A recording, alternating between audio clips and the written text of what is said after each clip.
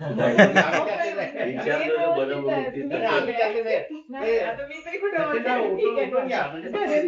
बरं ठीक आहे.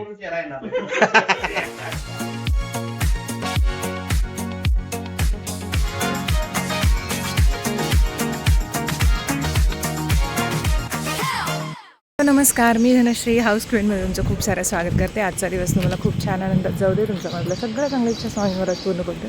सचिन सकाळी आलेले आहेत आणि आता मी आणि ते दोघंही बाजारात निघालो. खूप सारा सामान घेऊन यायचं आहे, पूजेचं पण आहे, प्लस काही पार्सल पण आम्हाला बुक करायचे ते आहे. सिलेंडरचं जे काम होतं ते अजून करायचं आहे, ते पण करायला चालले. तर मग चलो. ते काय पेरू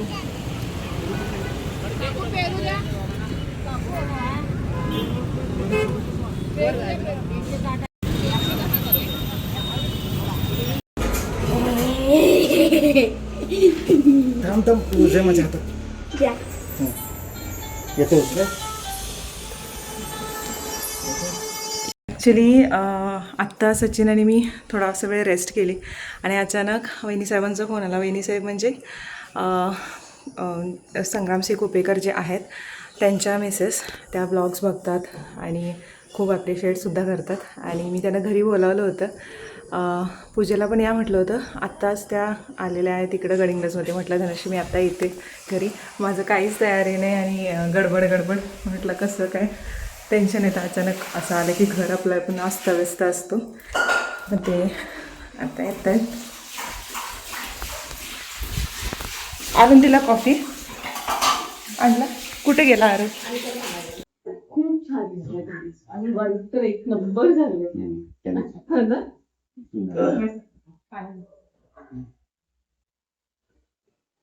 उद्याची तयारी चालली.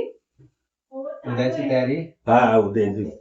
आरव बघा की त्याचा पाय जागेवर नाही. कोणाचा? आरव आमचा. हा म्हणून घराला एक पॉझिटिव्ह वाईब लगेच. हो, दरवाजा छान. हा दरवाजा विचारलेलं बरं म्हणून बरं बरं ठीक आहे.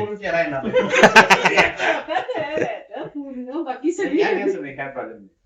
मामा आला की मामाचं त्याचं लागलेलं असते. मामा त्याला पोट कमी कर, शाळा असंच पाहिजे बोलून. माहितीये का? एकच केस. एकच दुसरा होता तो जन्मल्यानंतर 9 दिवसामध्ये वाढला. 8 वर्ष झाले त्याला.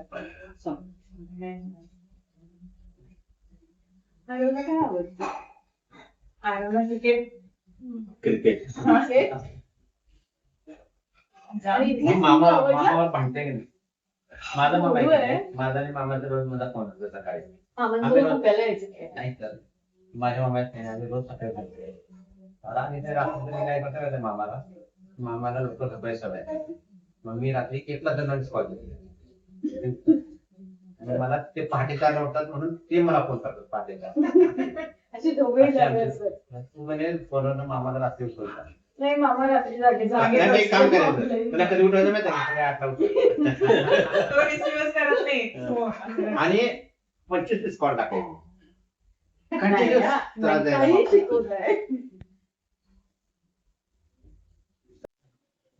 छान केलं. वेगवेगळ्या शब्द आहेत.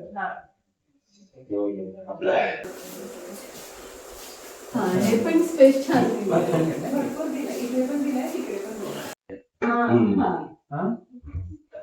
याला आउटलेटची गरज नाही.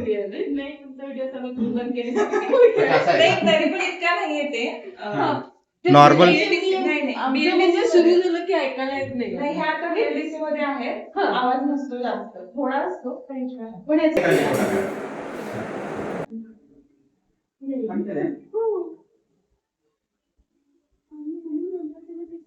जास्त वाटतं. वाटत नाही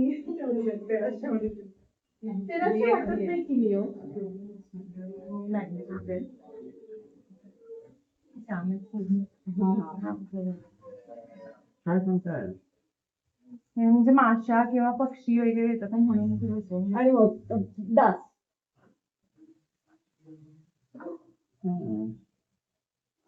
सगळं लेटेस्ट वापरलं.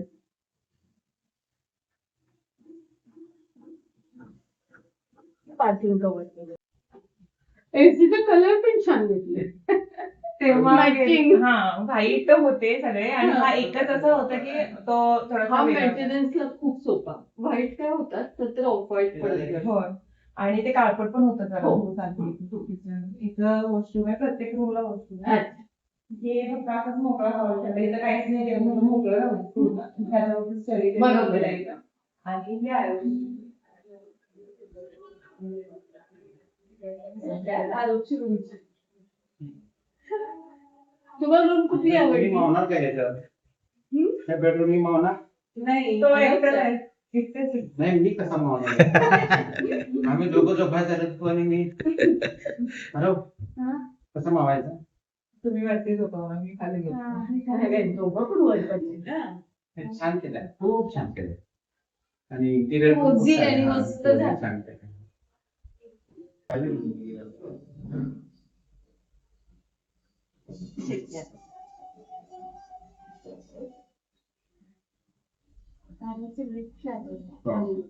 घेऊन येणार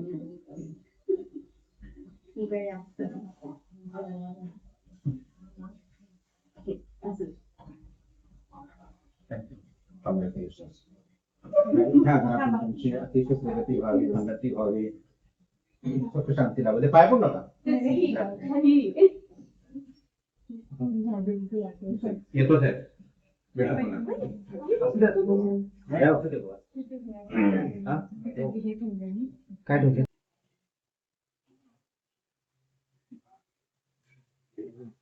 नाही बेटा तुम्हाला खूप छान दिसेल. आला खूप छान वाटलं. अचानक आलं की म्हणजे मला थोडं स्ट्रेस होता. नाही, नाही, असं काही स्ट्रेस नाही. होता आम्हाला दिवसभर आणि अचानक आल्यानंतर ते वातावरण आता पूर्ण चेंज झालं. उद्या या मी वाट बघते. मुलीला सूर्याला दिसले. बर्थडेचं गिफ्ट उद्या. तुम्ही आत्ताच गिफ्ट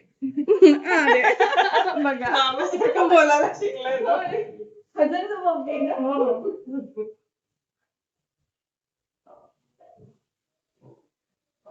आता सूर्याचं बघा उद्याची भरपूर तयारी असेल. बजेटची हे सगळं तिकडेच गेलं. हा, त्याच्याबरोबर. आणि कसं सकाळी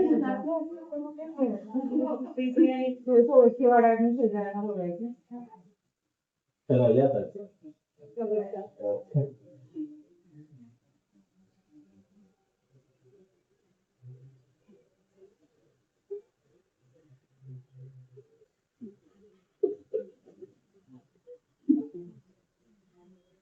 माझी सायकल बाहेरच आहे. कुठे नाही आणली ना मी आतमध्ये हा जा आता मला. थँक्यू. केळीचे मोने आणि ऊस जे आहे ते मिळालेलं आहे फायनली. काकी ज्या म्हणते मी तर त्यांनी पाठवून दिले. म्हणजेचं इन्व्हिटेशन जे आहे ते इथे सगळ्यांना देऊन आले. आता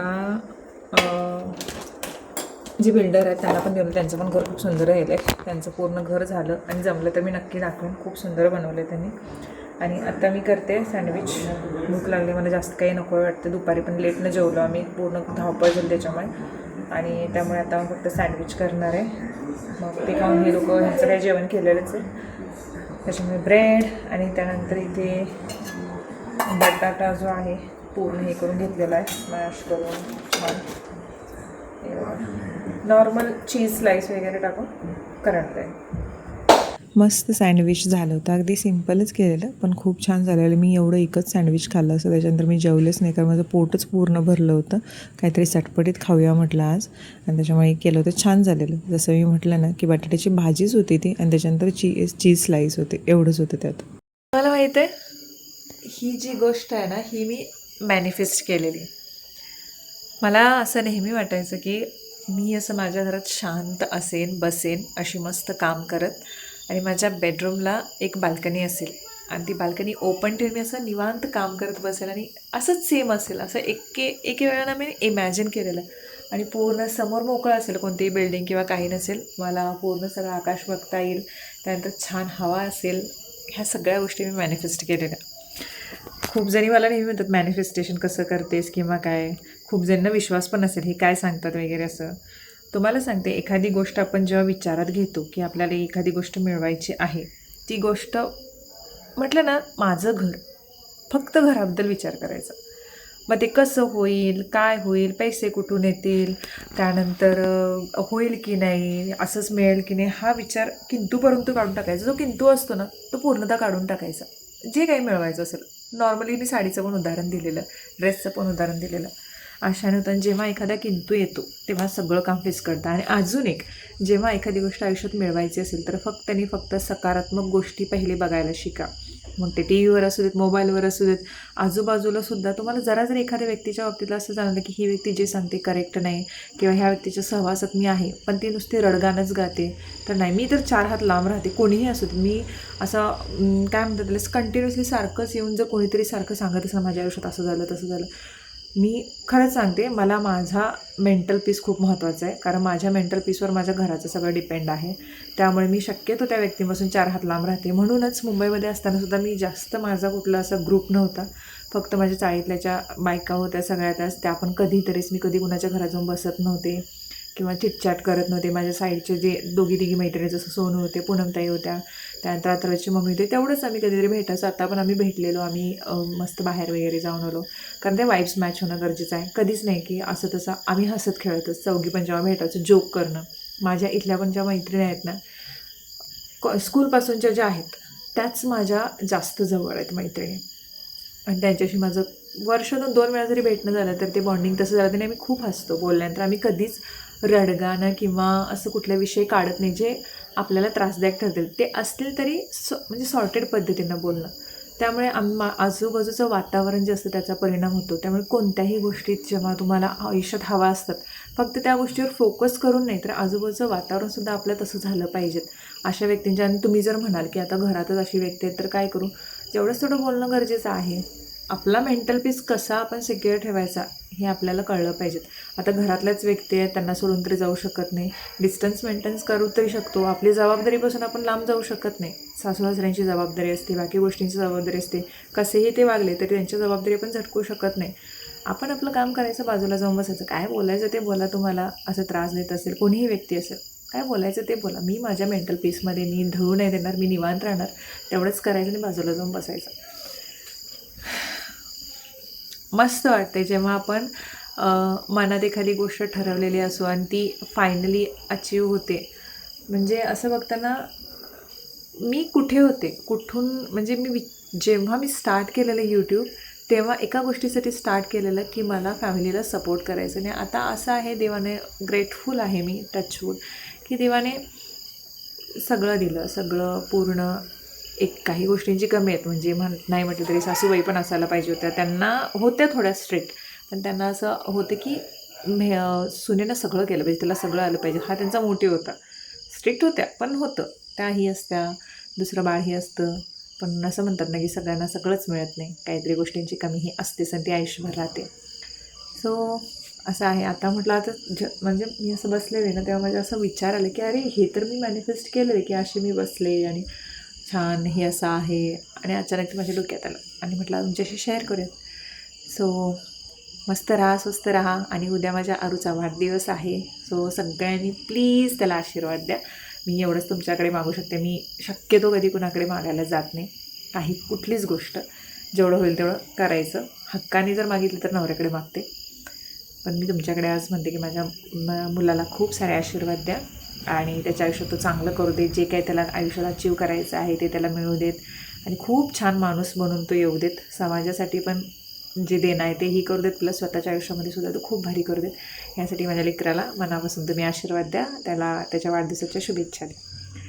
थँक्यू. नेक्स्ट व्हिडिओमध्ये भेटूयात आपण. तोपर्यंत बाय बाय.